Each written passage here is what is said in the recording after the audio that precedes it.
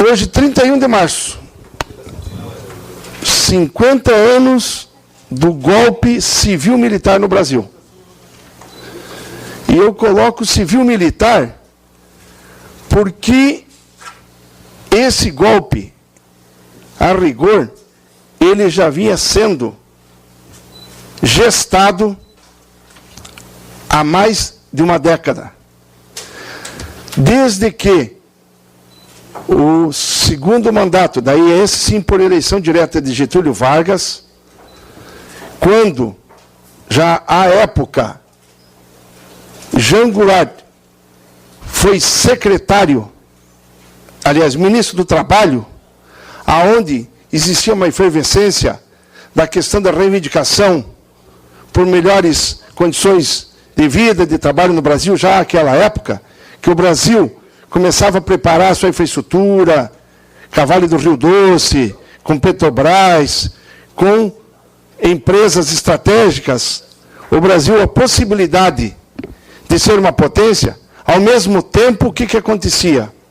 Que ele tinha rompido, no final dos anos 30, a política do café com leite, teve a questão da guerra, Segunda Guerra Mundial, mas, a partir dali, o desenvolvimento industrial no Brasil ganhou um processo acelerado. E, junto com isso, uma casta do capital monopolista industrial e financeiro.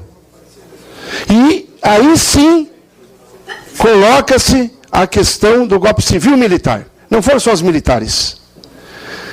Paralelo a isso, ou junto com isso, o então embaixador Lincoln Gordon, embaixador dos Estados Unidos no Brasil,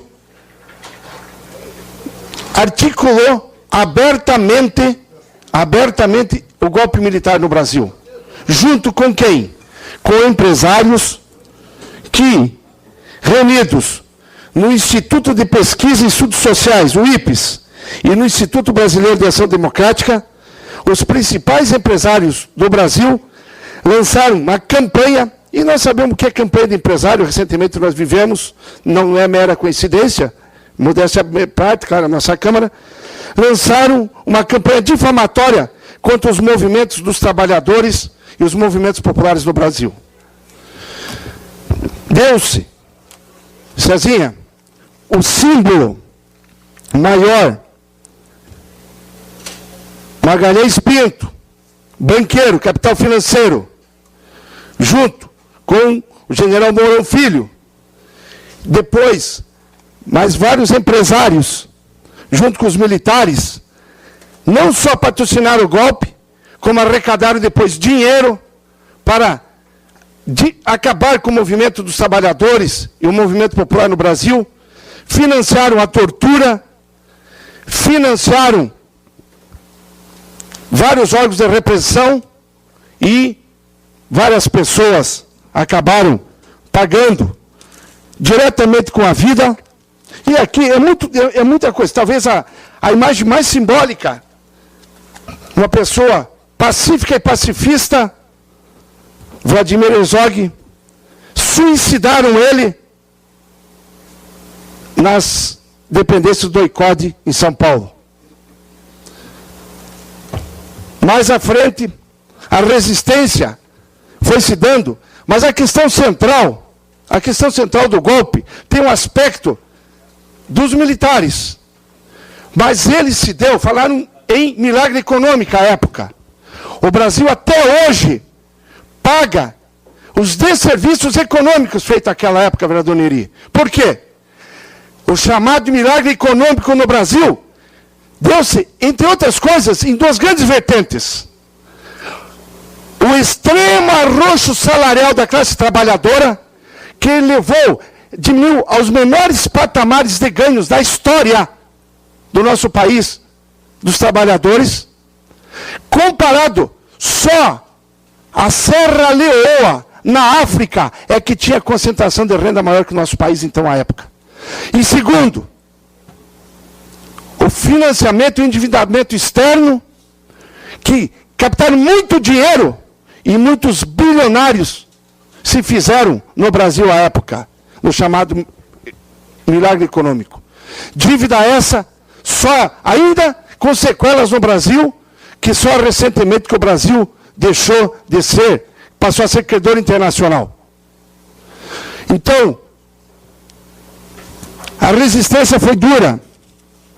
E tem muito filhote da ditadura solto por aí. Cezinho, eu sei que você estava lá. Olha aqui. Biônicos, junto com os generais de plantão.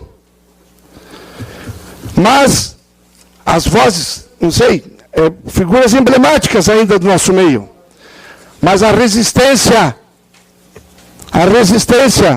fez-se. Em Florianópolis, na chamada Novembrada, e nós estávamos lá, o que aconteceu? Já no final dos anos 70, o enfrentamento nas ruas. Então, esses anos de chumbo ainda nos trazem muitas sequelas. Mas, tal como as bactérias oportunistas, que viram cistos, na hora que eles precisam, eles ficam em esporão e só esperam o caldo de cultura para voltar. Tem muito aprendiz de Fleury, o famoso delegado de Fleury. Aí,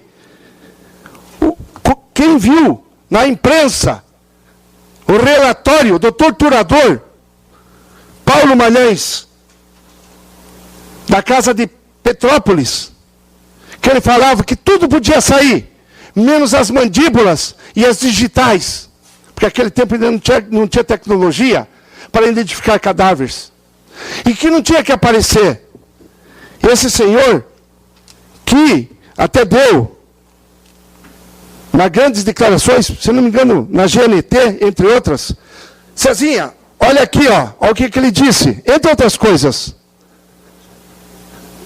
Se aparecer uma maconheiro em frente à minha casa, eu atiro.